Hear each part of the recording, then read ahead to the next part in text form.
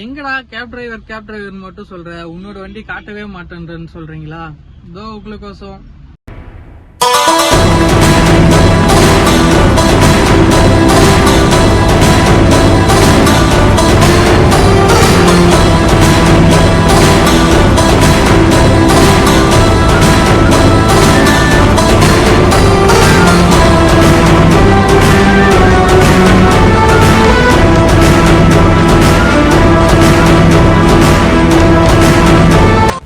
இவர் தாங்க நம்ம டாக் டெவில்.